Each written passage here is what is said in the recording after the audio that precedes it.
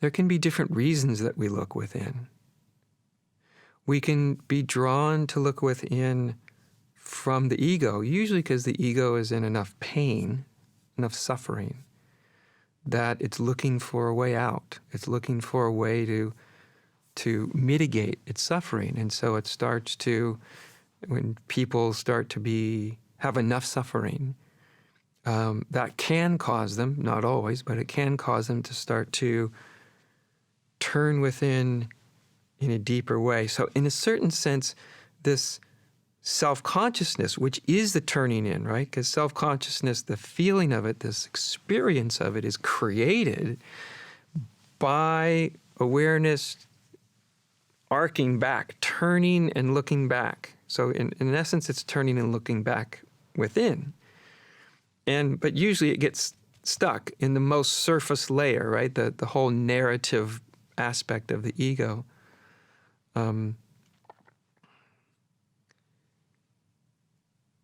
So we can actually be called to look within as a way to eliminate or mitigate as much suffering as possible. And that's a totally rational impulse within the ego. It's sort of like the same reason that someone would go to a psychotherapist, or they might go to a spiritual teacher.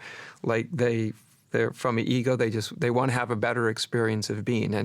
And that's understandable. Like, life isn't the easiest thing to go through in the world, that's for sure. And so it makes sense. It's absolutely rational that at some point the ego would want to mitigate as much suffering as it could. So that's one call. So the call, it's a kind of a response from suffering, from the challenges of life that get one to turn within.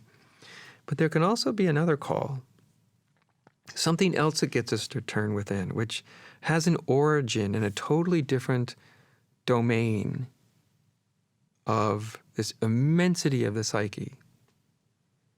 And what can also get us to turn within is the self. As I said, Ramana Maharshi called it the self. We could call it God or the Godhead or Buddha nature. And these terms, I'll just use the word self with a capital S for this evening. The self is an immensity. It's the ego is like this infinitesimally small part of the psyche compared to the self.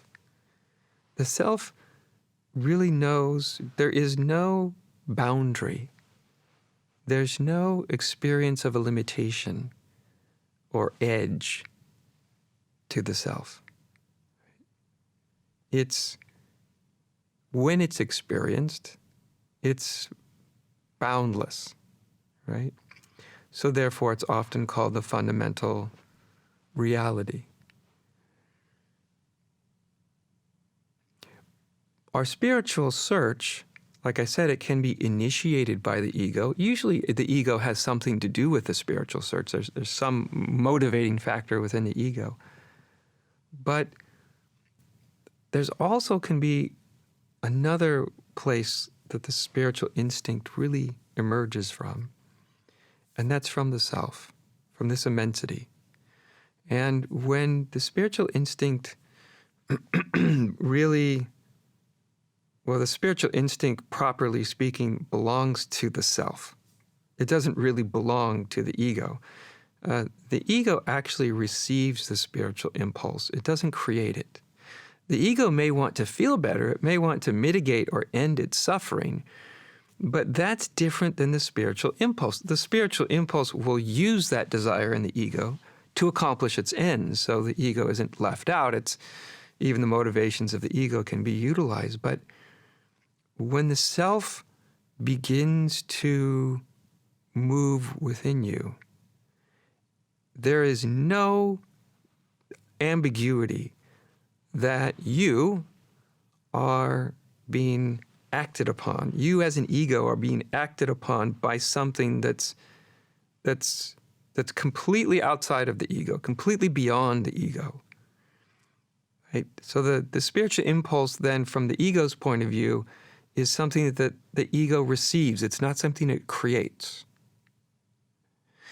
And sometimes, even if our spiritual search is motivated, maybe entirely at the beginning, by the ego, by its search to feel better and want to stop suffering and all of that, that even when that happens, that it's entirely motivated from the ego and it turns within, that makes actually the ego vulnerable. I would say vulnerable in a positive sense, not a negative sense. It makes it vulnerable to arousing the self, the true spiritual instinct that lies at the very heart of the self.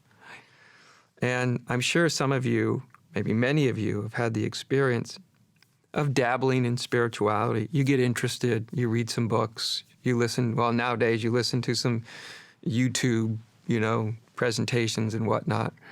And it's kind of an interesting adventure. And then probably some of you have had the experience, you're in this kind of interesting adventure at the beginning, and then one day something else arises within you, and you get this unsettling feeling that your own spiritual search doesn't actually belong entirely to you. That there's something from outside of the ego that is,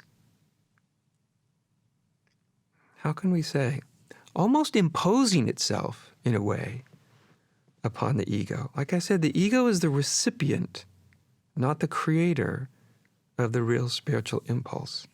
So sometimes if we're just dabbling in spirituality, it's interesting, and it's kind of an adventure, then all of a sudden the game kind of shifts.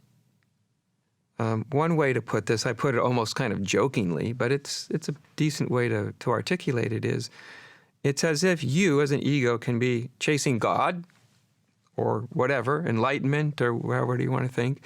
So there you are as an ego chasing God.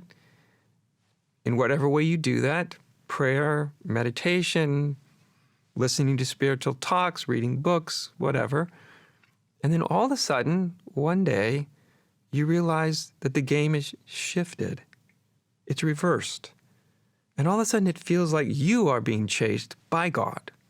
And you still don't know what God is, or Buddha nature, or the self, or any of these terms for that which is almost infinitely bigger than the ego. You still don't know what that is, but you can feel the transition from when the spiritual instinct within the self is activated. You then have a feeling that your own spiritual search, your own spiritual orientation doesn't really fundamentally belong to you as an ego. And at that point, I say it's kind of unsettling, because you have this feeling that it's your own spiritual search is not entirely in your control, It's, in other words, you can't just put it down when you want to you can put it down, but it'll pick itself back up.